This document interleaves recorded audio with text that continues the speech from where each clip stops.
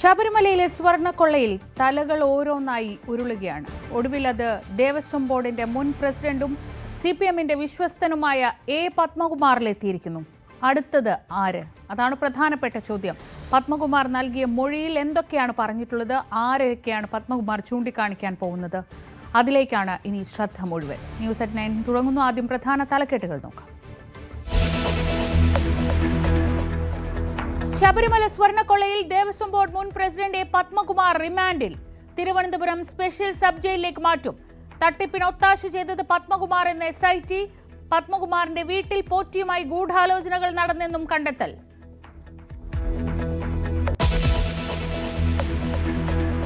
തദ്ദേശ തെരഞ്ഞെടുപ്പിന് തൊട്ടുമുൻപായി CPMന് വന്നടിയായി വിശ്വസ്തന്റെ അറസ്റ്റ്.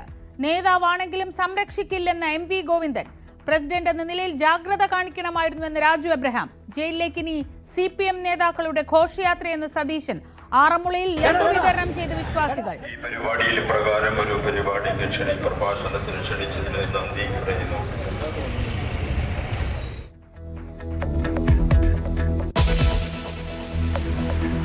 ബില്ലുകളിൽ തീരുമാനമെടുക്കാൻ സമയപരിധി നിശ്ചയിച്ച തീരുമാനം തള്ളി സുപ്രീം കോടതി ഭരണഘടനാ ബെഞ്ച്.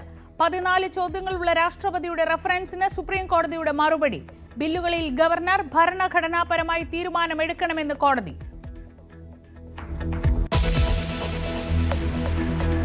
വെഞ്ഞാറമൂട് UAPA കേസിൽ NIA അന്വേഷണം തുടങ്ങി. 15കാരന്റെ അമ്മയും സുഹൃത്തും നാടുവിട്ടതായി സംശയം. ഇരുവർക്കും കനകമല കേസിലെ പ്രതിയുമായി ബന്ധം. അൻസാർ കനകമല IS റിക്രൂട്ട്മെന്റ് കേസിലെ പ്രതി സിദ്ദിഖിന്റെ സഹോദരൻ. ചെങ്കോട്ട സ്ഫോടനത്തിന് പിന്നാലെ ചുരുളഴിയുന്നത് ഞെട്ടിക്കുന്ന വിവരങ്ങൾ. രാജ്യത്ത് നടന്ന പല സ്ഫോടനങ്ങളിലെ പ്രതികളും പഠിച്ചത് അൽ ഫലാഹ് സർവകലാശാലയിൽ. സ്ഫോടനത്തിന് പിന്നിൽ പാകിസ്ഥാൻ എന്ന് പാക് അധീന കശ്മീരിലെ മുൻ പ്രധാനമന്ത്രി. ബലൂചിസ്ഥാനിൽ വീണ ചോരയ്ക്ക് പകരമെന്നും ചൗധരി അൻവറുൽ ഹക്ക്.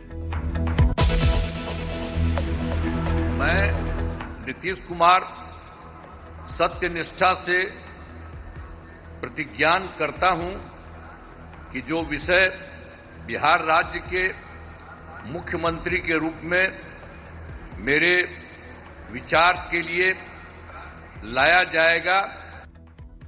ബിഹാറിനെ നയിക്കാൻ വീണ്ടും നിതീഷ് കുമാർ 10ാം തവണയും മുഖ്യമന്ത്രിയായി സത്യപ്രതിജ്ഞ ചെയ്തു.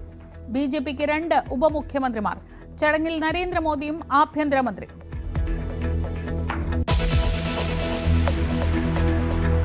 കാസർഗോഡ് സീറ്റ് വിഭജന തർക്കത്തിൽ തമ്മിൽ തല്ലി കോൺഗ്രസ് പ്രവർത്തകർ. സീറ്റ് വിഭജനവുമായി ബന്ധപ്പെട്ട അടി നടന്നത് DCC ഓഫീസിൽ. കയ്യാങ്കളിയുടെ ദൃശ്യങ്ങൾ പുറത്തുവിട്ടത് കോൺഗ്രസ് പ്രവർത്തകർ.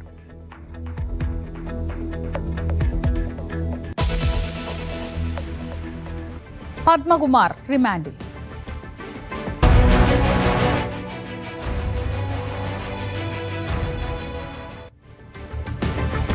ശബരിമല സ്വർണ്ണക്കൊള്ള കേസിൽ CPM നേതാവും മുൻ ദേവസ്വം ബോർഡ് പ്രസിഡന്റുമായ A. പത്മകുമാറിനെ 14 ദിവസത്തേക്ക് റിമാൻഡ് ചെയ്തു. ഉണ്ണികൃഷ്ണൻ പോറ്റിക്ക് എല്ലാ ഒത്താശയും ചെയ്തു കൊടുത്തത് A. പത്മകുമാറാണെന്നാണ് SITയുടെ കണ്ടെത്തൽ. കുമാറിന്റെ വീട്ടിൽ പോറ്റിയുമായി ഗൂഢാലോചനകൾ നടന്നുവെന്ന SITയുടെ അന്വേഷണത്തിൽ വ്യക്തമായി. സ്വർണം ചെമ്പെന്ന് രേഖപ്പെടുത്തിയത് പത്മകുമാറിന്റെ അറിവോടെയാണ്. കേസിൽ നേരത്തെ അറസ്റ്റിലായ ദേവസ്വം ബോർഡ് ഉദ്യോഗസ്ഥരുടെ മൊഴിയും പത്മകുമാറിന് കുരുക്കായി.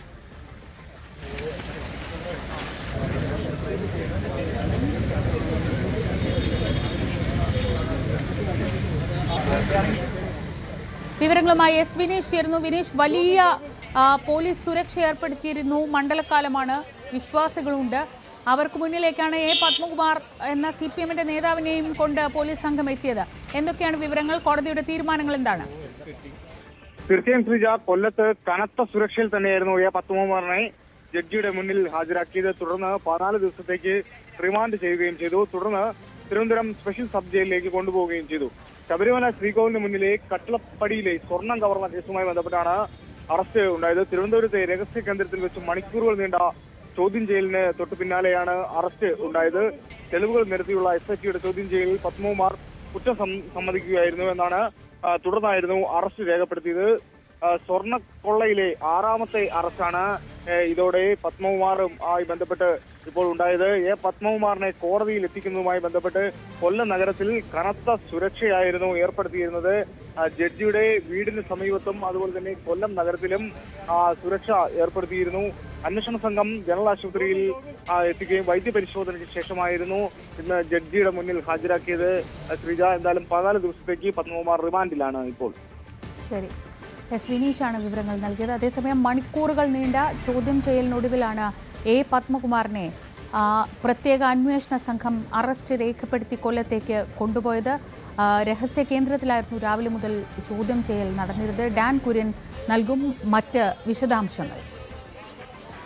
ശബരിമല സ്വർണ്ണപ്പാളി മോഷണ കേസുമായി ബന്ധപ്പെട്ട സുപ്രധാനമായ അറസ്റ്റിലേക്കാണ് SIT ഇന്ന് കടന്നിരിക്കുന്നത്. രാവിലെ 10:30ക്കാണ് പ്രത്യേക അന്വേഷണ സംഘത്തിന് മുമ്പിൽ ഹാജരാകാൻ 2019 ദേവസ്വം ബോർഡ് പ്രസിഡന്റായിരുന്ന എ പത്മകുമാറിന് നിർദ്ദേശം നൽകിയത്. കഴിഞ്ഞ ആഴ്ചയും അന്വേഷണ സംഘത്തിന് മുമ്പിൽ ഉടൻ ഹാജരാകാൻ ആവശ്യപ്പെട്ട് നിർദ്ദേശം നൽകിയെങ്കിലും വ്യക്തിപരമായ അസൗകര്യം ചൂണ്ടിക്കാണിച്ച് അദ്ദേഹം സാവകാശം തേടുകയായിരുന്നു. തുടർന്ന് രണ്ടാമതും നോട്ടീസ് നൽകിയതോടെയാണ് ഇന്ന് രാവിലെ ഹാജരാകാൻ അദ്ദേഹം നിർബന്ധിതനായത്. ഒരുപക്ഷെ കടുത്ത നീക്കങ്ങളിലേക്ക് SIT കടന്നേക്കുമെന്ന കൃത്യമായ സൂചനകൾക്കിടയിലാണ് 10:30യോടെ വഴുതക്കാട് പോലീസ് ആസ്ഥാനത്ത് ക്രൈംബ്രാഞ്ച് മേധാവി ADGP H വെങ്കടേഷിന്റെ ഓഫീസിൽ പത്മകുമാർ എത്തിയത്. അദ്ദേഹത്തെ 4 മണിക്കൂറോളം വിശദമായ ചോദ്യം ചെയ്തതിന് ശേഷമാണ് തുടർ നീക്കങ്ങളിലേക്ക് SIT കടന്നത്. മുരാരി ബാബുവും സുധീഷ് കുമാറും അടക്കം നൽകിയ മൊഴികളിൽ കൃത്യമായി N വാസുവിനെയും അതോടൊപ്പം പത്മകുമാറിനെയും സംശയത്തിൽ നിർത്തുന്ന പ്രതിക്കൂട്ടിലാക്കുന്ന ചില പരാമർശങ്ങളുണ്ടായിരുന്നു.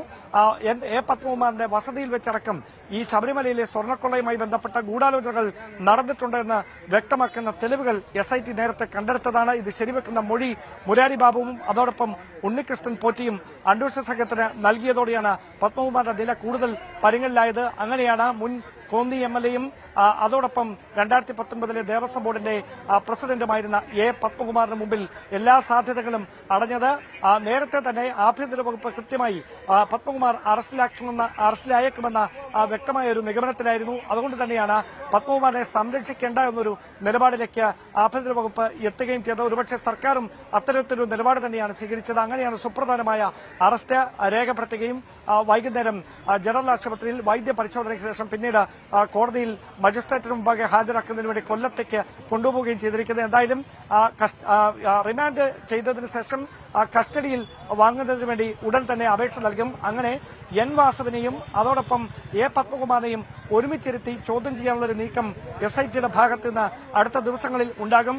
വരുന്ന ദിവസമാണ് കേസിലെ 3ാമത്തെ ഇടക്കാല റിപ്പോർട്ട് ഹൈക്കോടതിയിൽ സമർപ്പിക്കേണ്ടത്. ആ റിപ്പോർട്ട് സമർപ്പിക്കുന്നതിന് മുമ്പായി പത്മകുമാറിൽ നിന്ന് ലഭിക്കുന്ന പരമാവധി വിവരങ്ങൾ അടക്കം വെച്ചുകൊണ്ട് സമഗ്രമായ ഒരു റിപ്പോർട്ടാണ് 3ാമതായി ഹൈക്കോടതിയിൽ അന്വേഷണ സംഘം സമർപ്പിക്കുക.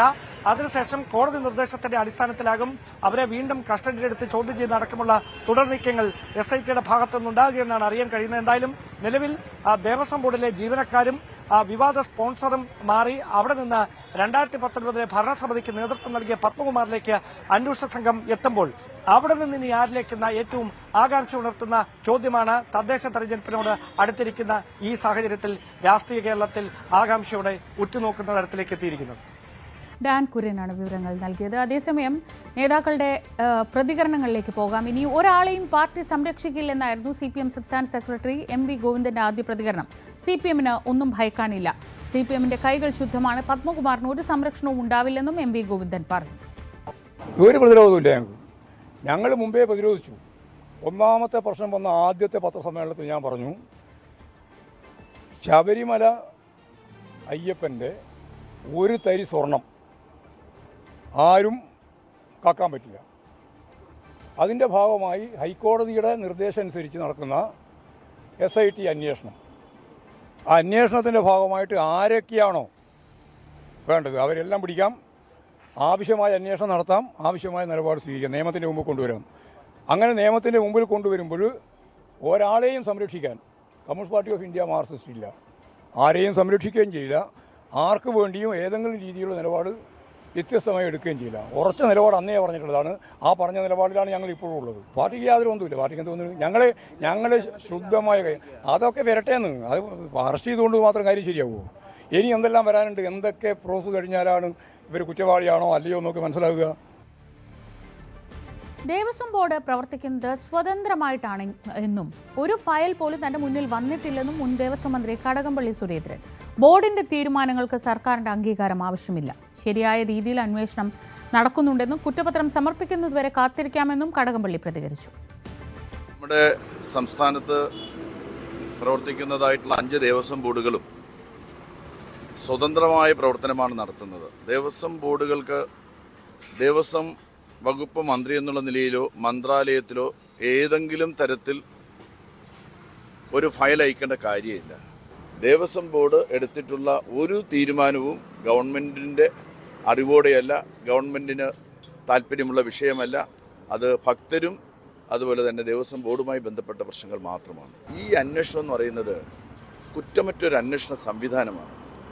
ബഹുമാനപ്പെട്ട ഹൈക്കോടതിയാണ് ഈ SIT നിയമിച്ചിരിക്കുന്നത്, അല്ലാതെ സംസ്ഥാന ആഭ്യന്തര വകുപ്പല്ല. ഹൈക്കോടതിയിലേക്ക് നേരിട്ട് റിപ്പോർട്ട് ചെയ്യാനാണ് SITയോട് പറഞ്ഞിരിക്കുന്നത്. അപ്പോൾ എന്ന് പറഞ്ഞാൽ കുറ്റമറ്റ തരത്തിലുള്ള ഒരു അന്വേഷണ സംവിധാനമാണ് നമ്മുടെ സംസ്ഥാനത്ത് ഇതുമായി ബന്ധപ്പെട്ട് നടക്കുന്നത്. ഞാൻ അന്നും പറഞ്ഞു, ആ അന്വേഷണം തീരുന്നതുവരെ, കുറ്റപത്രം സമർപ്പിക്കുന്നതുവരെ നമ്മൾ കാത്തിരിക്കുക. അന്വേഷണം അതിൻ്റെ ശരിയായിട്ടുള്ള ദിശയിൽ നീങ്ങുന്നു എന്നാണല്ലോ നമ്മൾ എല്ലാവരും മനസ്സിലാക്കേണ്ടത്. സ്വർണ്ണക്കൊള്ളയിൽ പങ്കില്ലെന്നാണ് പത്മകുമാർ പറഞ്ഞതെന്നും പ്രസിഡന്റ് സ്ഥാനത്തിരിക്കുമ്പോൾ ജാഗ്രത ഉണ്ടാവണമായിരുന്നുവെന്നുമാണ് CPM ജില്ലാ സെക്രട്ടറി രാജു അബ്രഹാമിന്റെ പ്രതികരണം. വിശദാംശങ്ങൾ ലഭിച്ച ശേഷം പാർട്ടി നടപടികൾ ആലോചിക്കുമെന്നും അദ്ദേഹം പറഞ്ഞു. പത്മകുമാർ നേരിട്ട് ഈ പ്രശ്നത്തിൽ പങ്കെടുത്തിട്ടുണ്ടോ ഇല്ലയോ എന്നുള്ളത് SIT തുടരന്വേഷണത്തിൽ കണ്ടെത്തേണ്ട കാര്യമാണ്. അദ്ദേഹവുമായി സംസാരിച്ചപ്പോൾ ഉണ്ടായ കാര്യമാണ് ഞാനിവിടെ സൂചിപ്പിച്ചത്.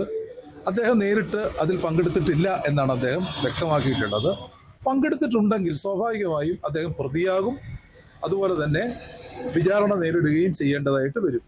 അതല്ല, ആ സ്ഥാനത്തിരുന്നു കൊണ്ട് ഈ സംഭവങ്ങൾ നടക്കുമ്പോൾ ആ സ്ഥാനത്തിരുന്ന ഒരു വ്യക്തി എന്ന നിലയിൽ ജാഗ്രത കുറവാണോ ഉണ്ടായത് എന്ന കാര്യം അവർ പരിശോധിക്കട്ടെ. തീർച്ചയായിട്ടും ഏത് പരിശോധനയും ഞങ്ങൾ സ്വാഗതം ചെയ്യും. അപ്പോൾ ആ പരിശോധന ആ കുറ്റത്തിന്റെ ഗൗരവം കൂടി കണക്കിലെടുത്ത് വേണം ചെയ്യാൻ. എന്തായാലും ഗവൺമെന്റിന്റെ ഈ നിലപാടുകൾ അത് മാതൃകാപരമാണ്. SITയുടെ നടപടി മാതൃകാപരമാണ്.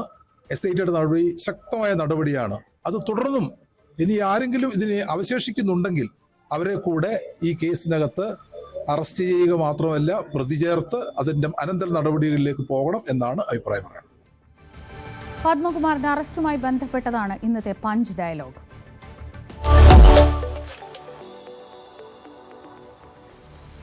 CPM നേതാക്കളുടെ ജയിലിലേക്കുള്ള ഘോഷയാത്ര ആരംഭിച്ചെന്നും ഇനി ചോദ്യം ചെയ്യേണ്ടത് കടകംപള്ളി സുരേന്ദ്രനെയാണെന്നും പ്രതിപക്ഷ നേതാവ് VD സതീശൻ.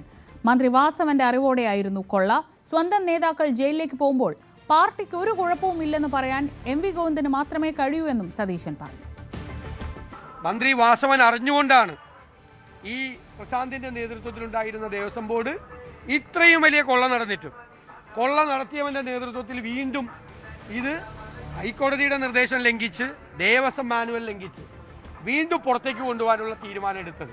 ഹൈക്കോടതി ഇടപെട്ടില്ലായിരുന്നെങ്കിൽ ഇപ്രാവശ്യം ഇതെല്ലാം വീണ്ടും കൊള്ളയടിക്കപ്പെടുമായിരുന്നു. അയ്യപ്പന്റെ തങ്ക വിഗ്രഹം വരെ കൊള്ളയടിക്കുകയാണ്. അപ്പോൾ ഹൈക്കോടതി ഇടപെട്ടില്ലായിരുന്നുവെങ്കിൽ ഇത് എവിടെ എത്തുമായിരുന്നു? അയ്യപ്പ വിഗ്രഹം വരെ കൊള്ളയടിക്കുന്ന രീതിയിലേക്ക് ഈ ഗവൺമെന്റ്, ഈ ഇടതുപക്ഷ ജനാധിപത്യ മുന്നണി ഗവൺമെന്റ് മാറിയെന്നുള്ളതാണ്. അപ്പോൾ അയ്യപ്പന്റെ അമൂല്യ വസ്തുക്കൾ, സ്വർണ്ണമടക്കം കൊള്ളയടിച്ചതിന് ഉത്തരം മുഖ്യമന്ത്രി പിണറായി വിജയൻ അടക്കം ആളുകൾ പറയണം. എന്തുകൊണ്ടാണ് ഇദ്ദേഹം മൗനം പാലിക്കുന്നത്? എന്തുകൊണ്ടാണ് ഇതിനെക്കുറിച്ച് പറയാതിരിക്കുന്നത്? കേരളത്തെ മുഴുവൻ ഞെട്ടിച്ച, കേരളം മുഴുവൻ അമ്പരന്ന് നിൽക്കുന്ന, ആർക്കും അവിശ്വസനീയമായ കാഴ്ചയാണ് കേരളത്തിൽ കാണുന്നത്. വലിയ രാഷ്ട്രീയ നേതാക്കന്മാരടക്കം കള്ളന്മാർ ജയിലിലേക്ക് പോണ നമ്മൾ കണ്ടിട്ടുണ്ട്.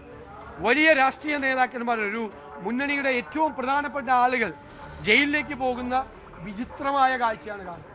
അയ്യപ്പന്റെ സ്വർണം കൊള്ള ചെയ്തതിന് സ്വന്തം നേതാവ് ജയിലിലേക്ക് പോകുമ്പോൾ പാർട്ടിക്ക് ഒരു കുഴപ്പമില്ലെന്ന് പറയാൻ ഈ ഗോവിന്ദന് മാത്രമേ തൊലിക്കെട്ടിയുള്ളൂ, വേറെ ആർക്കും ഉണ്ടാവില്ല തൊലിക്കെട്ടി. അയ്യപ്പന്റെ സ്വർണം കൊണ്ടുപോയതിനുള്ള കമന്റാണ്. അത് കുറ്റാരോപിതൻ മാത്രമാണെന്ന്. സമയപരിധി ഇല്ല.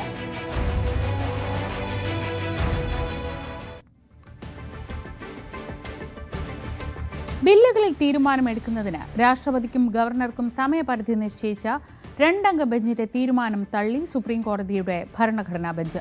രാഷ്ട്രപതിയുടെ 14 ചോദ്യങ്ങൾ അടങ്ങിയ റഫറൻസിനാണ് സുപ്രീം കോടതി മറുപടി നൽകിയത്. ഭരണഘടനയുടെ 200-ാം അനുച്ഛേദ പ്രകാരം ബില്ലുകൾ ലഭിക്കുമ്പോൾ ഗവർണർക്ക് മുന്നിലുള്ള ഭരണഘടനാപരമായ അധികാരങ്ങൾ എന്തൊക്കെയാണ് എന്നുള്ളതിലാണ് സുപ്രീം കോടതിയുടെ മറുപടി.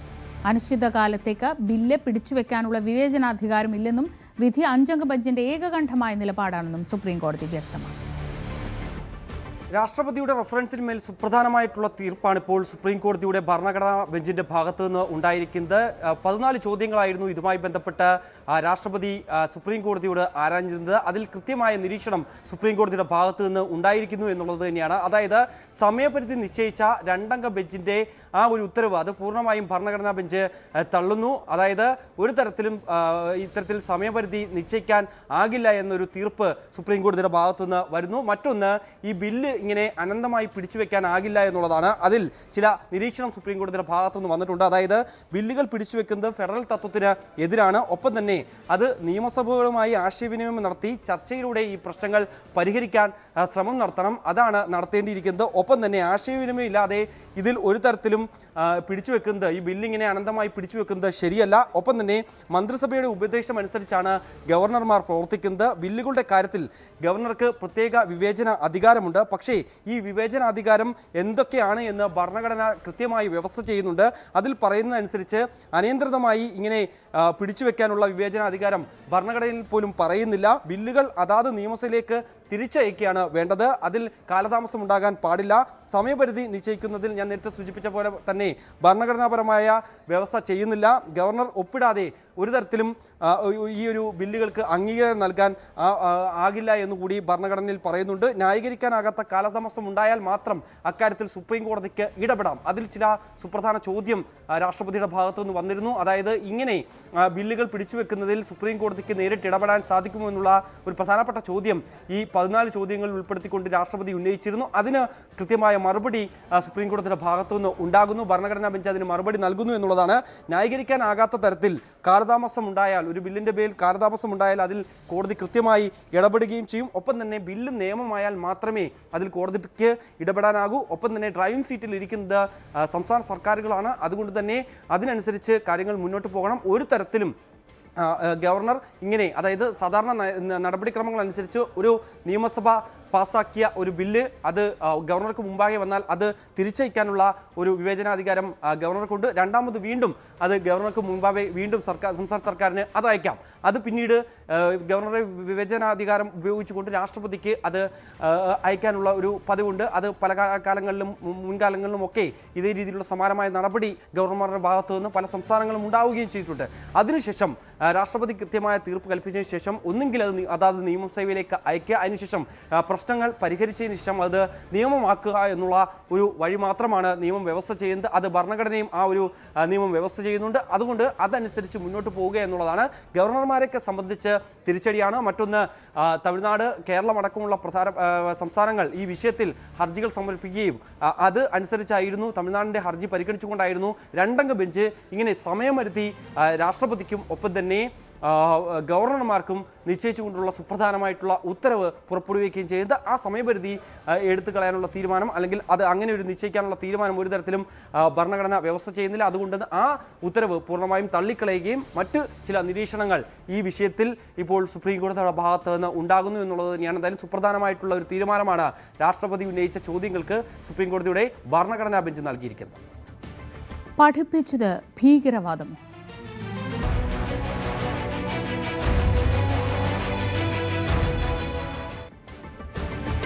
ചെങ്കോട്ട സ്ഫോടനത്തിന് പിന്നിൽ പാകിസ്ഥാനെന്ന് പാക് അധീന കശ്മീരിലെ മുൻ പ്രധാനമന്ത്രി ചൌധരി അൻവർ ഉൽ ഹക്ക്.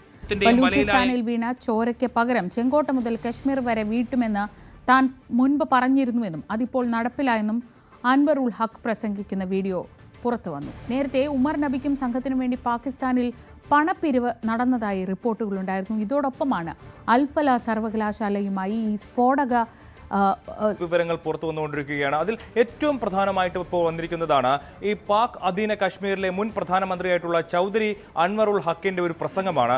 അവിടുത്തെ നിയമസഭയിൽ തന്നെയാണ് അയാൾ പ്രസംഗിക്കുന്നത്. അതായത് ചെങ്കോട്ട സ്ഫോടനത്തിൽ പാകിസ്ഥാന് പങ്കുണ്ടെന്നുള്ള തരത്തിൽ തന്നെയാണ് അയാളുടെ പ്രസംഗം വരുന്നത്. ബലൂചിസ്ഥാനിൽ വീണ ചോരയ്ക്ക് പകരം വീട്ടും, ഇന്ത്യയോട് പകരം വീട്ടുമെന്നുള്ള ഒരു പ്രഖ്യാപനമാണ് അയാൾ നടത്തിയിരുന്നത്. അതിൽ പറയുന്നത് ചെങ്കോട്ട മുതൽ കശ്മീരിലെ താഴ്വര, കശ്മീരിലെ വനാന്തരങ്ങൾ വരെ ഇന്ത്യയോട് പകരം ചോദിക്കുമെന്നുള്ള ഒരു പ്രസംഗം അയാൾ നടത്തുന്നു. പിന്നെ അതിനുശേഷം പറയുകയാണ് ഇതേപോലെ അത് നടത്തിയിരിക്കുന്നു, പലയിടങ്ങളിലും ഇന്ത്യയിൽ ആളുകളുടെ ചോര വീഴുന്നുണ്ട്, ഇന്ത്യയുടെ മൃതദേഹങ്ങൾ എണ്ണാൻ, എത്രത്തോളം മൃതദേഹങ്ങളാണ് എണ്ണാൻ പോലും അവർക്ക് ഇന്ത്യക്ക് കഴിയുന്നില്ല എന്നുള്ള തരത്തിലുള്ള ഒരു പ്രസംഗം കൂടി നടത്തി വച്ചിരിക്കുന്നു എന്നുള്ളതാണ്. ഇപ്പോൾ ഇത് ഈ ചെങ്കോട്ട സ്ഫോടനവുമായി ബന്ധപ്പെട്ട് ജെയ്ഷെ മുഹമ്മദ് അടക്കമുള്ള ഭീകരവാദ സംഘങ്ങൾക്ക് ഒരു ബന്ധമുണ്ടെന്നുള്ള സൂചനകൾ ലഭിച്ചിരുന്നു. അതിന് പിന്നാലെയാണ് ഇപ്പോൾ ഇത്തരത്തിൽ അൻവറുൽ ഹക്കിന്റെ തന്നെ ഒരു പ്രസംഗം വരുന്നത്. മാത്രമല്ല ഖ്വാജ ആസിഫിന്റെ ഒരു പരാമർശം കൂടി ഇതിനോട് ചേർത്ത് വായിക്കേണ്ടതുണ്ട്. ചെങ്കോട്ട സ്ഫോടനത്തിന് ശേഷം ഇന്ത്യ ഏത് നിമിഷവും പാകിസ്ഥാനിലേക്ക് ഒരു തിരിച്ചടിക്കാൻ ഒരു സാധ്യതയുണ്ട്, പാകിസ്ഥാനിലേക്ക് ഒരു ആക്രമണം നടത്താനുള്ള ഒരു സാധ്യതയുണ്ട്. അതുകൊണ്ട് തന്നെ ഫുൾ അലേർട്ടിലാണ്. അതായത് പാകിസ്ഥാനിലെ എല്ലാ ബോർഡർ ഏരിയ അടക്കം വലിയ രീതിയിലുള്ള ഒരു കർശന സുരക്ഷയിലാണ് എന്നുള്ള കാര്യം കൂടി ഖവാജ ആസിഫ് കൂടി പറഞ്ഞു വെക്കുന്നുണ്ട്. മാത്രമല്ല ഇതിനൊപ്പം തന്നെയാണ് നേരത്തെ സൂചിപ്പിച്ചതുപോലെ ഈ പാകിസ്ഥാനിലെ ചില ആളുകൾ ഈ ഉമർ നബിക്ക് ഫണ്ടിന് വേണ്ടിയിട്ട്, അവർക്ക് ഈ രാജ്യത്തിനകത്ത് ഭീകരവാദം നടത്തുന്നതിന് വേണ്ടിയിട്ട് സാദാ പേ എന്ന് പറയുന്ന ഒരു ആപ്പ് ഉപയോഗിച്ച് പാകിസ്ഥാനിൽ പണപ്പിരിവ് നടത്തിയെന്നുള്ള വിവരങ്ങൾ കൂടി പുറത്തു വരുന്നുണ്ട്. അതായത് ഈ ചെങ്കോട്ട സ്ഫോടനവും അതുമായി ബന്ധപ്പെട്ട് പ്രവർത്തിച്ച ആളുകൾക്കും പാകിസ്ഥാനുമായി കൃത്യമായി ബന്ധമുണ്ട്. പാകിസ്ഥാന്റെ സപ്പോർട്ട് ഇവർക്ക് ഉണ്ടായിട്ടുണ്ട് എന്നുള്ള വിവരങ്ങളാണ് പുറത്തു വരുന്നത്. മാത്രമല്ല അൽഫല കോളേജിൽ, അതായത് ഈ ഉമർ നബിയും സംഘവും ജോലി ചെയ്തിരുന്ന അൽഫല കോളേജിലെ ചെയർമാന്റെ കയ്യിൽ നിന്ന് 415 കോടി രൂപയുടെ അനധികൃത പണമിടപാടുകളുടെ രേഖകൾ കണ്ടെത്തിയിരിക്കുന്നു എന്നുള്ളത് ഒരു പ്രധാനപ്പെട്ട വിവരമാണ്. ഇയാളുടെ ഏറ്റവും അടുത്ത ബന്ധുക്കളെല്ലാം ഇപ്പോൾ ഗൾഫിലാണ് താമസിക്കുന്നത്. മാത്രമല്ല ഇയാളിൽ നിന്ന് 48 ലക്ഷം രൂപ പണമായി പിടികൂടി എന്നുള്ള വിവരങ്ങൾ കൂടി പുറത്തു വരുന്നുണ്ട്. ഇത് കൂടാതെ 2008 ഗോരഖ്പൂരിലും 2007 അഹമ്മദാബാദിലും നടന്ന സ്ഫോടനങ്ങൾ, അതിന് പിന്നിൽ പ്രവർത്തിച്ച മിർസ എന്ന് പറയുന്ന ആൾ കൂടി ഈ അൽഫല കോളേജിൽ ബിടെക് പഠനം പൂർത്തിയാക്കിയ ആളാണെന്നുള്ള വിവരങ്ങൾ പുറത്തു വരുന്നുണ്ട്. അങ്ങനെ അൽഫല കോളേജുമായി ബന്ധപ്പെട്ട് നിരവധി വിഷയങ്ങളാണ് ഈ മണിക്കൂറുകളിൽ വരുന്നത്. മാത്രമല്ല ഈ ചെങ്കോട്ട സ്ഫോടനവുമായി ബന്ധപ്പെട്ട് പാകിസ്ഥാന്റെ ചില ബന്ധങ്ങളുണ്ടെന്നുള്ള സൂചനകളും അതിന്റെ ചില ദൃശ്യങ്ങളും കൂടി ഈ മണിക്കൂറുകളിൽ പുറത്തു വരികയാണ്. ജമ്മുവിലെ കശ്മീർ ടൈംസ് പത്രത്തിന്റെ ഓഫീസിൽ നിന്ന് വെടിക്കോപ്പുകൾ കണ്ടെത്തി. AK-47ലും പിസ്റ്റളുകളിലും ഉപയോഗിക്കുന്ന വെടിയുണ്ടകളും 3 ഗ്രനേഡ് ലിവറുകളുമാണ് കണ്ടെത്തിയത്. ഇവ പരിശോധനയ്ക്ക് അയച്ചു. വിവരങ്ങളുമായി അജയ് സുധാ ബിജു. അജയ്, എന്തൊക്കെ വിവരങ്ങളാണ് ഇതുമായി ബന്ധപ്പെട്ട് ഇപ്പോൾ പുറത്തു വരുന്നത്? ശ്രീജ, കശ്മീരിലെ തന്നെ ഏറ്റവും പഴക്കമുള്ള പത്രങ്ങളിലൊന്നാണ് കശ്മീർ ടൈംസ് എന്ന് പറയുന്നത്. 1954 വേദ് ഭാസിൻ സ്ഥാപിച്ച ഈ പത്രം, അത് പിന്നീട് ദീർഘനാളായി അതിൻ്റെ പ്രവർത്തനം തുടർന്നു വന്നിരുന്നു. പിന്നീട് ഇതിനു മുൻപ് ഏതാനും വർഷങ്ങൾക്ക് മുൻപും ഇത്തരത്തിൽ ഈ പത്രം ദേശവിരുദ്ധ പ്രവർത്തനങ്ങൾക്ക് നേതൃത്വം നൽകുന്നു, അത്തരത്തിലുള്ള വാർത്തകൾ അത് പ്രോത്സാഹിപ്പിക്കുന്ന രീതിയിലുള്ള ആർട്ടിക്കിളുകളും അതുപോലെ മറ്റ് ലേഖനങ്ങളും പ്രസിദ്ധീകരിക്കുന്നു എന്നതിൻ്റെ പേരിൽ ഇതിനു മുൻപും മുൻ വർഷങ്ങളിലും ഈ പത്രത്തിൻ്റെ ഓഫീസിൽ നിരന്തരമായിട്ട് റെയ്ഡ് നടത്തിയിരുന്നു. ഇത് കാരണം ഈ പത്രത്തിൻ്റെ പ്രിന്റിങ് അത് നിർത്തിവെക്കുകയും പിന്നീട് പൂർണ്ണമായിട്ടും ഇതിൻ്റെ പ്രവർത്തനം ഓൺലൈൻ വഴി ആക്കുകയും ചെയ്തിരുന്നു. അതിനുശേഷം ഇപ്പോൾ കുറച്ച് വർഷത്തെ ഒരു ഇടവേളയ്ക്ക് ശേഷമാണ് വീണ്ടും ഈ പത്രത്തിൻ്റെ ഓഫീസിലേക്ക് ഒരു റെയ്ഡ് നടത്തുന്നത്. വേദ് ഭാസിൻ സ്ഥാപിച്ച ഈ പത്രം ഇപ്പോൾ നടത്തിക്കൊണ്ടു പോകുന്നത് അദ്ദേഹത്തിൻ്റെ മകളായിട്ടുള്ള അനുരാധ ഭാസിനും അതുപോലെ തന്നെ ഭർത്താവായിട്ടുള്ള പ്രബോധ് ജംവാളും കൂടിയാണ്. ഇവർ രണ്ടുപേരും വിദേശത്താണ് താമസിക്കുന്നത്, ഇവർ ഇന്ത്യയിലില്ല. അപ്പോൾ നിലവിൽ ഇവിടുത്തെ കാര്യങ്ങളെല്ലാം നോക്കി നടത്തുന്ന മാനേജറായിട്ടുള്ള സഞ്ജീവ് കർണി, ഇദ്ദേഹത്തെ ഇന്ന് പുലർച്ചെ 6 മണിക്ക് പോലീസ് ഇദ്ദേഹത്തിൻ്റെ വീട്ടിലേക്ക് എത്തുകയും ഈ സഞ്ജീവ് കർണിയെ വീട്ടിൽ നിന്ന് വിളിച്ച് അവിടുത്തെ ഓഫീസിലേക്ക് എത്തിച്ച് ഒരു റെയ്ഡ് നടത്തുകയുമായിരുന്നു. അതുമാത്രമല്ല, ഇപ്പോൾ നിലവിൽ റെയ്ഡ് നടത്തിയിട്ടുള്ളത് മുൻപ് പ്രവർത്തനം അവസാനിപ്പിച്ച ഇവരുടെ പത്രത്തിൻ്റെ ഓഫീസിലാണ്. നിലവിൽ ഇവരുടെ പ്രവർത്തനം ഓൺലൈൻ വഴിയാണ്, എന്നാൽ പത്രത്തിൻ്റെ ഓഫീസിലാണ് ഇന്ന് രാവിലെ 6 മണിക്കെത്തി ഇത്തരത്തിൽ റെയ്ഡ് നടത്തിയത്. മണിക്കൂറുകളോളം നീണ്ട റെയ്ഡാണ് ഈ പത്ര ഓഫീസിൽ നടന്നത്. ഇതുവഴി അവർ നിരവധി ഒരു വെടിക്കോപ്പുകൾ പിടിച്ചെടുത്തു എന്നാണ് പോലീസിന്റെ ഭാഗത്ത് നിന്ന് വരുന്ന ഒരു വിവരം എന്ന് പറയുന്നത്. ഇത് സംബന്ധിച്ച് ഔദ്യോഗികമായിട്ടുള്ള ഒരു കുറിപ്പൊന്നും സർക്കാരിന്റെ ഭാഗത്തു നിന്നോ അല്ലെങ്കിൽ പോലീസിന്റെ ഭാഗത്തു നിന്നോ വന്നിട്ടില്ല. AK-47 കാട്രിഡ്ജുകളും അതുപോലെ തന്നെ പിസ്റ്റൾ റൗണ്ടുകളും 3 ഗ്രനേഡ് ലിവറുകളുമാണ് പിടിച്ചെടുത്തതെന്നാണ് നിലവിൽ വിവരം ലഭിച്ചിട്ടുള്ളത്. ഇത് സംബന്ധിച്ച് ഈ പത്രത്തിനെതിരെ ഒരു FIR രജിസ്റ്റർ ചെയ്തിട്ടുണ്ട്. അജയ് സുധാ ബിജുവാണ് വിവരങ്ങൾ നൽകിയത്. ഇന്നത്തെ സ്വർണ്ണ നിരക്ക് നോക്കാം. കവിത ഗോൾഡ് ആൻഡ് ഡയമണ്ട്സ് ഇന്നത്തെ സ്വർണം വെള്ളി നിരക്കുകൾ നിങ്ങൾക്കായി സമർപ്പിക്കുന്നത് Kavitha gold and diamonds, the versatile jewellery. സ്വർണം 22 ക്യാരറ്റ് ഗ്രാമിന് 11,430 രൂപ. പവന് 91,440 രൂപ. 18 ക്യാരറ്റ് ഗ്രാമിന് 9,450 രൂപ. പവന് 75,600 രൂപ. വെള്ളി ഗ്രാമിന് 167 രൂപ. കിലോഗ്രാമിന് 1,67,000 രൂപ. കവിത ഗോൾഡ് ആൻഡ് ഡയമണ്ട്സ് ഇന്നത്തെ സ്വർണം വെള്ളി നിരക്കുകൾ നിങ്ങൾക്കായി സമർപ്പിച്ചത് Kavita Gold and Diamonds, the versatile jeweler. News at 9 പൂർണ്ണമാവുന്നു. ഇടവേളയ്ക്ക് ശേഷം പ്രത്യേക പരിപാടി ജംഗിൾ ഡയറീസിന്റെ 2ാം ഭാഗം കാണും.